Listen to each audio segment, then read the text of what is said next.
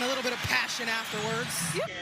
Bag DiJonai clout chaser Carrington. Careful what you wish for, DiJonai. Be careful what you wish for.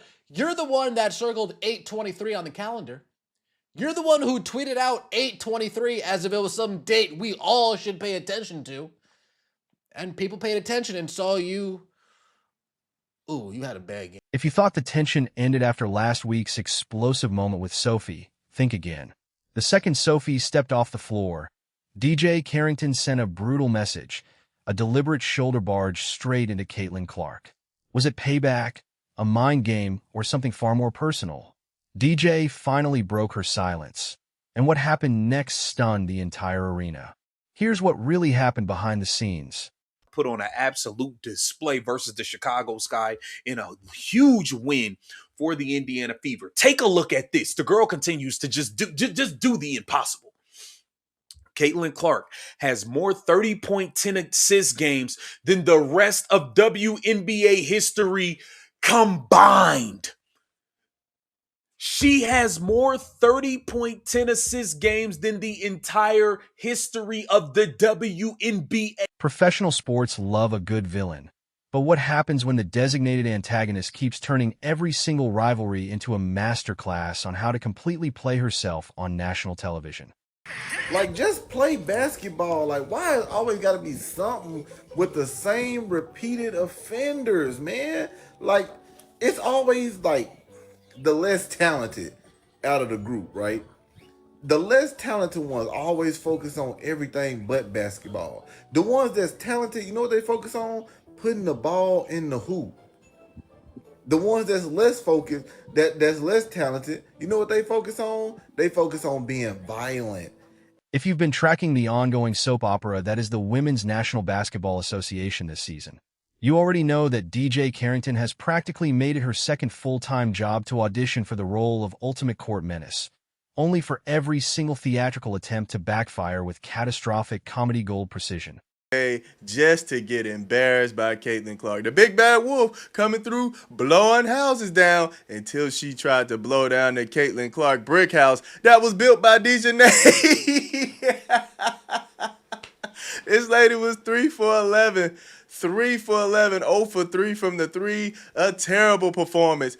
My goodness. Tried to come out and take the show, right? Tried to create her moment. And guess what, DiJonai? Now your name is DiJonai Who Caring. The entire saga reached a whole new level of absolute absurdity after that infamous altercation a couple of weeks ago, where DiJonai managed to get herself tossed from a high-stakes matchup after delivering a wild flagrant 2 foul on Sophie Cunningham.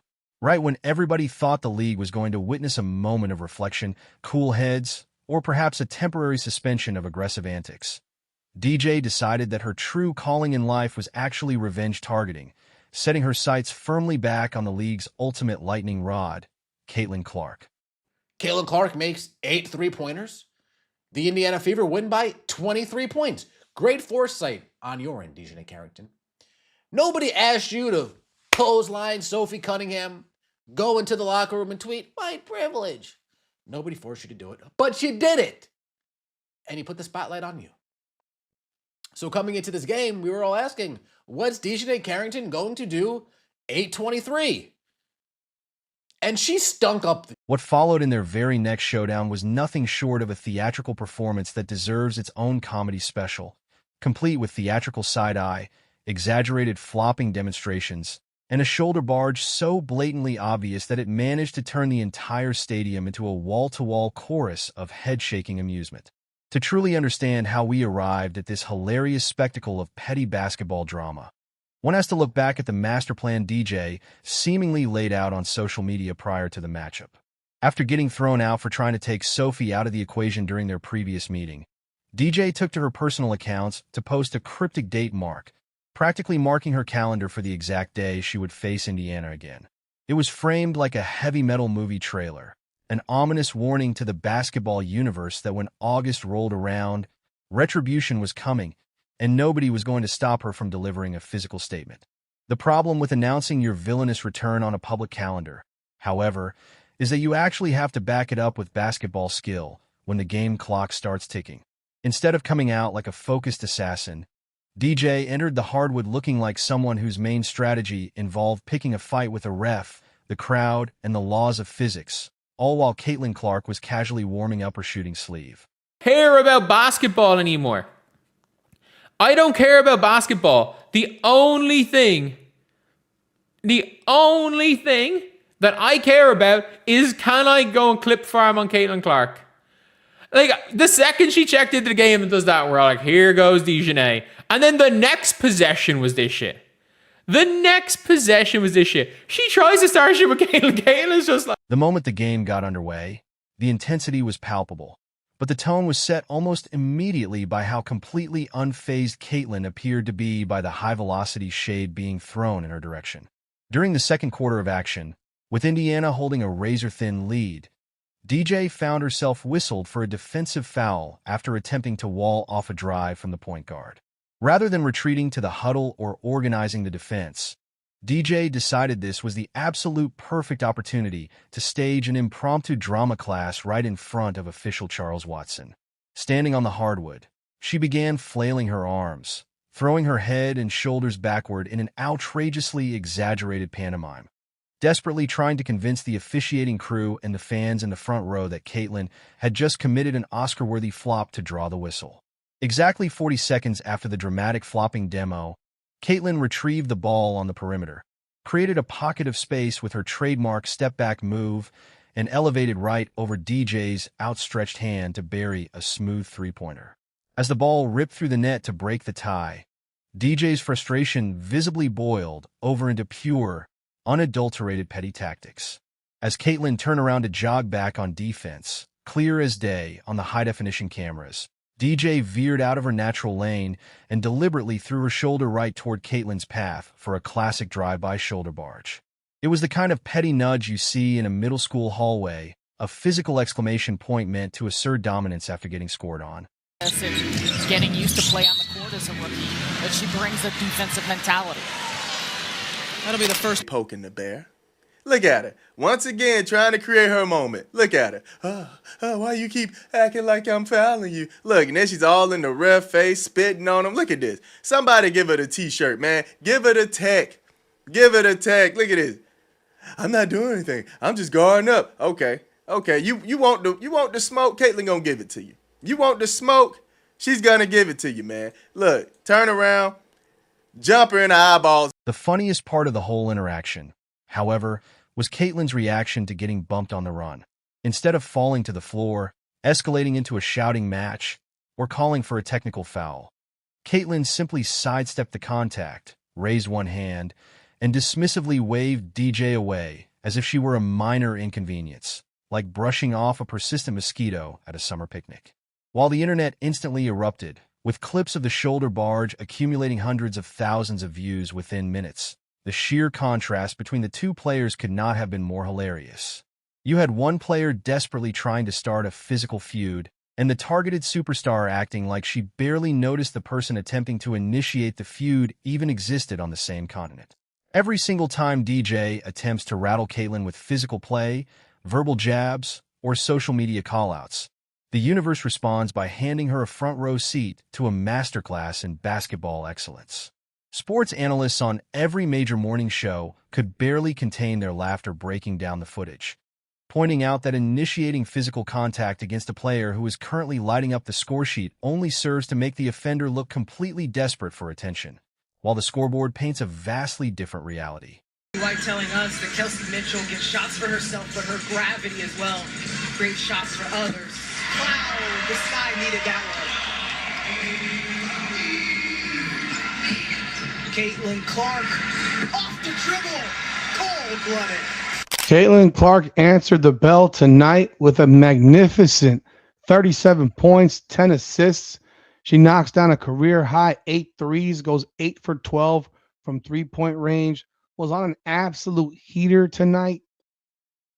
You can't say enough about how she played tonight. The Fever win 113-90. While DJ was busy collecting extra fouls, complaining about the referees, and trying to land subtle shoulder bumps, Caitlin went on to put together one of the most dominant individual performances of her entire professional career. Over 32 masterclass minutes on the floor, Caitlin dismantled the opposition's perimeter defense with terrifying efficiency, draining 8 three-pointers, dropping 37 total points, and handing out 10 precision assists. She turned the entire arena into her personal shooting gallery, hitting long-distance bombs from deep beyond the arc while the defensive unit scrambled around in total disarray. The irony of the situation reached historic levels when the fans realized what the final score meant for both franchises moving forward into the remainder of the season. By the time the final buzzer sounded, the crushing blowout loss had officially eliminated DJ's squad from playoff contention entirely, effectively ending their postseason dreams right there on their own home floor. The very game that DJ had hyped up as her ultimate revenge match after the Sophie Cunningham incident ended up being the exact game that put a final, definitive end to her team's competitive year. Like the Clark show that she put on in Chicago, any and everybody can get it. Was that white privilege? Well, wait a minute, DiJonai Carrington. Was that white privilege? 37 points. Was that white privilege? 10 assists, 37 point, 10 assists, double-double. Was that a white privilege double-double? Was that 8 3-pointers? Right in your eyes, hitting threes from Baghdad on Natasha Cloud, on you, on anybody. The girl was pulling up from the parking lot. Was that a part of white privilege? Social media users immediately began reposting her cryptic warning graphics alongside the final box score, creating a viral wave of memes that highlighted just how catastrophically the entire revenge narrative had backfired on every conceivable level. Watching from the sidelines and the stands, everyone could see the clear frustration radiating off the defense as the lead continued to balloon out of reach. When a player spends an immense amount of mental energy trying to physically intimidate an opponent, Caitlin did not need to say a single word in the post-game press conference about the shoulder barge or the flopping accusations, because her play on the court rendered any verbal comeback completely obsolete.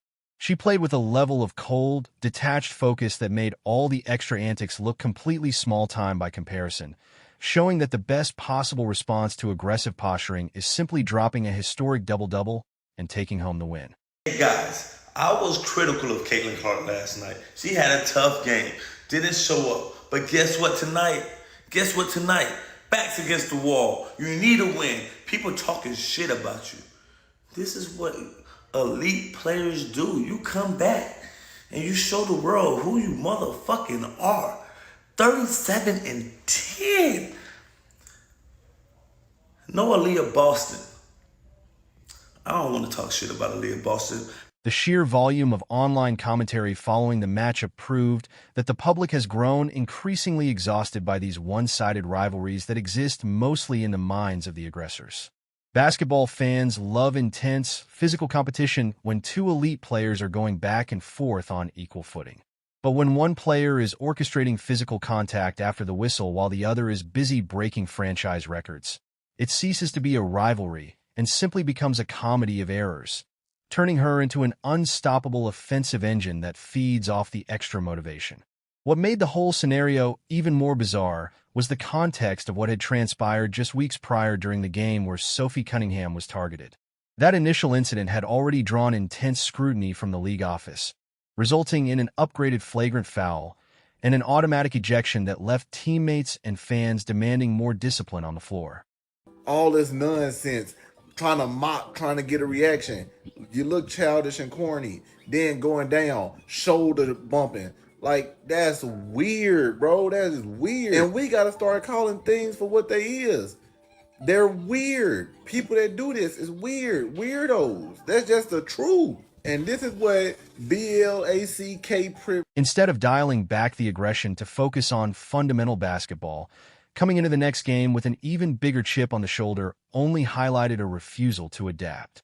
Trying to land a sneaky shoulder bump on the league's biggest draw right after being involved in a major disciplinary ejection is a bold strategy, but executing it while your team is getting blown out by 23 points is an entirely different level of tactical miscalculation. As the viral clips continued to loop across every major platform, sports fans could not help but laugh at the absolute absurdity of the entire sequence from start to finish. It was a complete 5-act comedy compressed into a single quarter of basketball, illustrating perfectly why trying to play the mind game route against elite competitors often backfires in the most public way possible. In the end, The high-stakes drama that was supposed to settle a score ended up settling nothing except the playoff standings, which officially left the instigators on the outside looking in for the remainder of the postseason. Caitlin walked off the court with another record-setting performance in the history books, a blowout victory under her belt, and her reputation as an unbothered scorer completely intact. She just can't get out of her own way at this point, huh? From raking people across the head, playing victim, staying white privilege, wearing a blonde wig at that, right? Going on your phone, breaking league policy, facing no punishment, showing black privilege in this league, going at the white girl once again on August 23rd. Although it was your funeral last night, Caitlin Clark led your funeral. I enjoyed watching your funeral last night. It was pretty. DJ, on the other hand, was left to deal with the overwhelming internet consensus that her persistent attempts to harass the league's top star have become nothing more than a self-inflicted punchline. If there is one valuable lesson to be learned from this entire multi-week soap opera, it is that if you're going to plan an elaborate revenge tour on national television, you should probably make sure you can stop your target from scoring 37 points first. Beyond the hilarious viral memes and the endless highlight loops, this entire sequence underscored a fundamental truth about modern sports entertainment. You cannot out-troll pure, unadulterated talent. When the dust finally settled and the arena cleared out, the narrative surrounding DJ's relentless crusade had completely shifted from fierce competitive fire to outright comedic desperation. Caitlin Clark simply uses the added chaos as rocket fuel, transforming routine perimeter possessions into personal highlight reels that light up social media for days on end.